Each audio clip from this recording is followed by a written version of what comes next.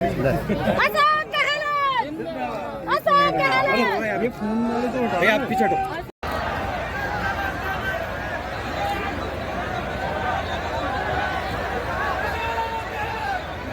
कि अभी भी लोग नाम को नहीं जानता है। मंच पर विराजमान सभी कांग्रेस के कार्यकर्ता और मेरे सामने बैठे मेरे बुजुर्गों, माता और बहनों, ऐसा काम किया ऐसा आयाम स्थापित किया है राजस्थान में विकास का कि कोई इसकी परिकल्पना नहीं कर सकता। लोग कहते कैसे विकास होगा, कैसे पैसा आएगा, कैसे काम होंगे, ये तो मुख्यमंत्री जी बोल देते हैं ऐसा होगा वैसा होगा। लेकिन आज धरातल पर आप देख लें, सपोर्टा की बात करेंगे तो 150 करोड़ की बोले इस सपोर्टा में लगभग बन गई है। दूसरी आप पानी के काम 350 करोड़ के, कई सीएससी, पीएससी, शिक्षा विभाग में कॉलेज, किसी भी क्षेत्र में कोई कमी नहीं रखी। जो भी हमने विकास मांगा वो माननीय मुख्यमंत्री महोदय ने दिया। इससे पहले मैं पिछले कार्यकाल में जब राज्य में थे तब लड़ता था इनसे विकास के लिए, तो कहते थे कि नहीं काम के लिए बात करता है। तो मैं जो जनता जनार्दन या विराजमान है, मैं इनसे कहना चाहता हूं कि विकास हमने बहुत किया है राजस्थान में। माननीय मुख्यमंत्री महोदय के नेतृत्व में कोई कमी नहीं रखी है, फिर भी लोग बातें करते हैं। तो भारतीय जनता पार्टी के पास आज कोई मुद्दा नहीं है, आज कोई कहने को नहीं है, कोई कमी हमने छोड़ी नहीं। तो कभी हिंदुत्व की बात करते हैं, कभी जातिवाद की बात है। करौली में क्या झगड़ा हुआ था, वो नेशनल लेवल पर इतना चला कि 2-3 बार मुख्यमंत्री जी ने मुझसे पूछा ऐसा क्या हो गया करौली में।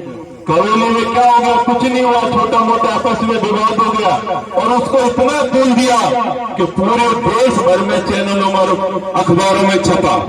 तो आप लोग जानते हैं कि भारतीय जनता पार्टी की करनी और कथनी में बहुत बड़ा अंतर है। हमारी सरकार ने, हमारे मुख्यमंत्री महोदय अशोक गहलोत जी ने जो विकास के काम किए, जो योजनाएं लागू की है, उसका कोई सानी नहीं है। आज 25 लाख रुपए तक का इलाज आपके नगर पालिका आपको मिली, नगर पालिका मंडरायल को मिली। कोई भी चीज जो हमने मांगी वो पूरे विधानसभा क्षेत्र को मिली, जिले को मिली। जिले में मेडिकल कॉलेज बन गया है, चालू हो गया है, चंबल पर पुल बन गया है। तो इतना बड़ा में न लग रहा है तो विकास में कहीं आपके शिक्षा के क्षेत्र में कोई कमी नहीं, हर क्षेत्र में हमने काम किया। ये सड़क भी पहले टूटी हुई थी, आपको सपोर्ट रहा कुलगांव की, कुछ लोग कहते हैं कि हमारे राज्य में बनी। अरे हमने विधानसभा में गया, धरना प्रदर्शन किया, जो पैसा मिला और रोड हमने होते विधायक तो टूटी फूटी रोड बनती, हमने 4-5 बार काम को रुकवाया, जांचें करवाई। आज रोड जो कि तो है, ठेकेदार से कहा कि सही काम करेंगे तो आपको काम करने देंगे, नहीं तो नहीं करने देंगे। तो मैं तो भाइयों आप लोगों से कहना चाहता हूं कि आप लोगों का खूब आशीर्वाद 3 बार लगातार मिला है और बड़े बड़े दिग्गज नेता यहाँ चुनाव लड़ के चले गए, हार के चले गए, आप लोगों ने उनको हरा दिया। मैं आप लोगों को कहना चाहता हूं कि अभी भी लोग कह रहे हैं और कोई कहता है 30,000 से जीतेंगे, लेकिन अंदर अंदर बहुत घबराहट है। तो आने वाले दिनों के लिए कि चुनाव तो हम हार ही रहे, कोई ऐसा प्लान करो कि रमेश मीणा कांग्रेस पार्टी को बदनाम कर दो, कोई ऐसा प्लान बनाओ कि गाड़ी तोड़वा लो, कपड़े फड़वा लो, गोली चलवा लो। तो आप ध्यान रखना कि ये कोई न कोई सा बात पैदा करेंगे जो आदमी बात पैदा करेगा वो किस क्षेत्र का, इस जिले का क्या विकास करवाएगा। तो आप ध्यान में रखना कि कौन लोग कैसे चुनाव लड़ रहे हैं, उनका पिछला भी देख लेना समय, और उनकी कर्मभूमि जन्मभूमि है वो भी देख लेना कि कैसे काम किए। और आपको पता होगा कि मिली भगत से बसपा बीजेपी एक है, आप ध्यान रखना। कोई अलग नहीं है कि अलग समझ लो आप अलग अलग है, दोनों मिलकर चुनाव लड़ रहे हैं कि रमेश मीणा को कैसे हराना है। ये लोगों में बहकाते हैं, मंडल क्षेत्र में बात करते हैं, अरे माली समाज की लड़की के साथ मर्डर हो गया, रेप हो गया, ये रमेश मीणा की देन है। लेकिन मंडराल के लोग भी यहाँ विराजमान है, उसका फैसला हो गया है, एफएसएल रिपोर्ट आ गई, अपराधी पकड़ा गया, और उसको उड़ा रहे हैं लोगों को, इधर उधर बहका रहे हैं लोगों को। इसी तरह के राजपूतों का मैटर था वहां, हमने कहा था कि दबंगई कोई भी करेगा, किसी भी समाज का करेगा तो रमेश मीणा उस दबंगई को समाप्त करेगा। ये हमने कहा था और आज भी कह रहे हैं इस मंच से। गरीबों की लड़ाई, आम आदमी की लड़ाई रमेश मीणा लड़ेगा। रमेश मीणा के पीछे कौन है? ये बैठे माननीय मुख्यमंत्री अशोक गहलोत साहब कि हमने ईमानदारी से काम किया है, पार्टी में भी ईमानदारी से काम किया है, जनता के बीच रहते हैं। कोई माइका लाल ये कह दे, ये यहाँ भी लोग एकत्रित है कि रमेश मीणा ने किसी भी प्रकार किसी से भी 1 रुपया लिया तो बता दे, तो मैं आज यही तो छोड़ दूंगा राजनीति। आज तक 1 रुपया नहीं लिया किसी से, लोगों की मदद करते हैं, और लोग फिर भी कहते हैं ये पता नहीं क्या करता है, कहां से लाता है, क्या करता है। अरे काम करते हैं भैया, काम धंधा करते हैं, काम धंधा करके घर चलाते हैं, और घर चलाने के बाद किसी से हमको किसी के आगे हाथ नहीं फैलाते कि आप हमारी मदद करो। क्योंकि आज मैं 3 बार आप लोगों ने चुना है, मैं जनता को लूटूंगा, कर्मचारियों को लूटूंगा, तो आपके बीच में गांव में घुस नहीं पाऊंगा। चलने वाले, गांधी विचारों वाले और गरीबी की सेवा करने वाले, गरीबों के बारे में सोचने वाले, गरीब अंतिम छोर पर झोपड़ी में रहता है, वहां तक हमारे मुख्यमंत्री की नजर रहती है। उस आदमी के घर पे मीणा जी जिला अध्यक्ष और नौजवान साथियों, मुझे बहुत पसंद था जी जो माहौल में रहा हूँ, चारों ओर है क्या रमेश मीणा जी के साथ हैं। ध्यान दो भाई, मेरी बात सुनो। रमेश मीणा जी के साथ रिश्ता है,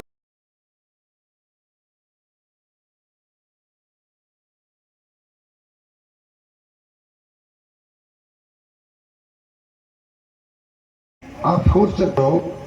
इलाज होता था दवा अगली बार, आज पूरा फ्री आपने बहुत बड़ा काम करता है। हिंदुस्तान पूरे देश के अंदर पूरी पब्लिक के लिए 25 लाख का कहीं नहीं है। कुछ राज्यों में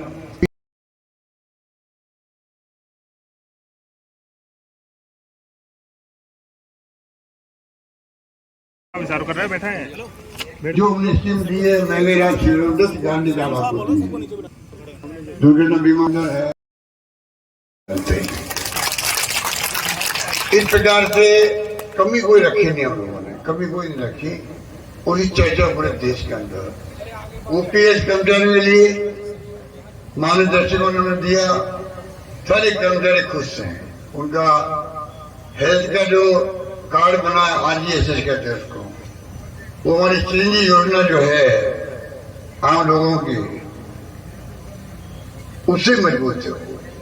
आप सोच सकते हो कि ओपीएस हो चाहे वो अन्य योजनाएं हो, 3 लाख लोगों ने नौकरियां लगाई, करीब 2 लाख 2 लाख लग चुकी है, बाकी प्रक्रिया चल रही है। प्राइवेट सेक्टर में 10 लाख करोड़ का हमने एमओयू साइन किए, 30-40 हजार नौकरी लगा दी है, और 100 जगह नौजवानों के लिए मेगा जॉब फेयर लगा रहे हैं। कहने का मतलब ये है कमी नहीं रख रहे हम लोग, कमी नहीं रख रहे हैं।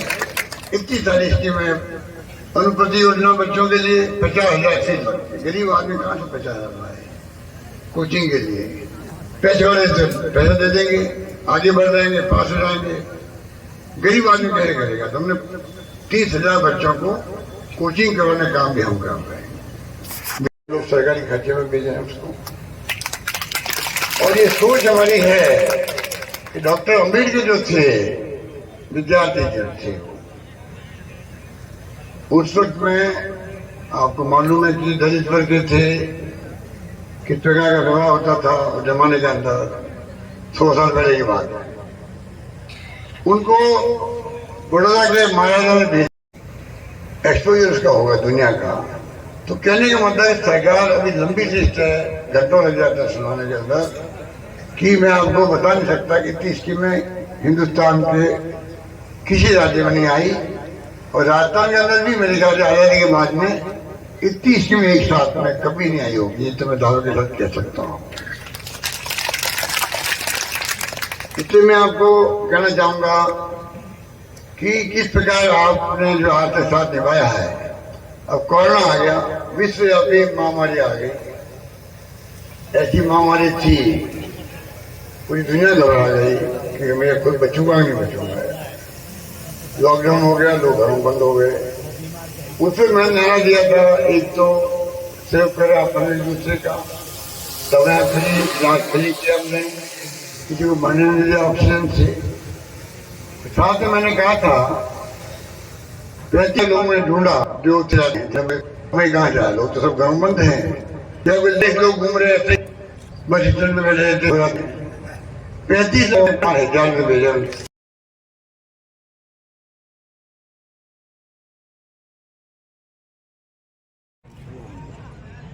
पानी मिलेगा, 2 लाख हेक्टेयर का योजना है। अभी तेपर बांध बनने का और अनुसूचित होगा, जो अभी छूट गए एरिया है, करौली जो जमा कहीं को भी हमारी तरफ कमी नहीं है। तो 16 योजना जारी देश के अंदर, तो एक योजना है